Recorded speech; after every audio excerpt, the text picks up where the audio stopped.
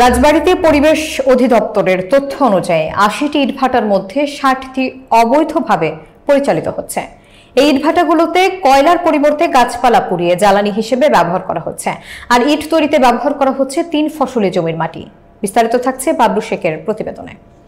পরিবেশের জন্য ঝুঁকিপূর্ণ এসব ইটভাটা ১৩২-৩৩ কেভি গ্রিড বিদ্যুৎ উপকেন্দ্র এবং শিক্ষা প্রতিষ্ঠানের পাশে পরিচালিত হচ্ছে।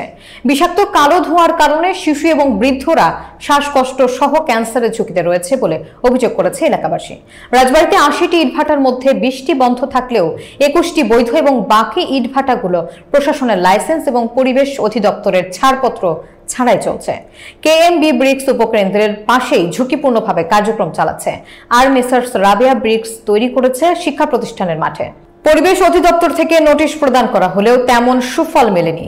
মেসার্স সাজ ব্রিক্স, এমএসবি ব্রিক্স ইন্ডাস্ট্রিজ এবং মেসার্স শেখ ব্রিক্স ইন্ডাস্ট্রিজের ইটের মান নিয়েও ক্রেতারা অসন্তোষ প্রকাশ করেছেন। পরিবেশ অধিদপ্তরের সহকারী পরিচালক মোহাম্মদ হারুনুর রশিদ জানিয়েছেন, অবৈধ ইটভাটাগুলোর বিরুদ্ধে দ্রুত অভিযান পরিচালনা করা হবে। এই প্রশাসনের নাকের ডোকার উপরেই এগুলো চলছে। মাদ্রাসা ছাত্র পরে ভাড়া চালানো নিষেধের। আমি মোহাম্মদ হারুনুর রশিদ, সহকারী পরিচালক পরিবেশ। রাজবাড়ী জেলার ৮০টার মতো ইটভাটা রয়েছে। ২১টা ইটভাটার বৈধ কাগজপত্র রয়েছে, বাকি ইটভাটাগুলো পরিবেশগত ছাড়পত্র নাই। অবৈধ ইটভাটাগুলো চলতেছে, কার্যক্রম বন্ধের জন্য নোটিশ প্রদান করেছে। পরবর্তী ব্যবস্থা হিসেবে আমরা এই অবৈধ ইটভাটাগুলো বন্ধের ব্যবস্থা নেব।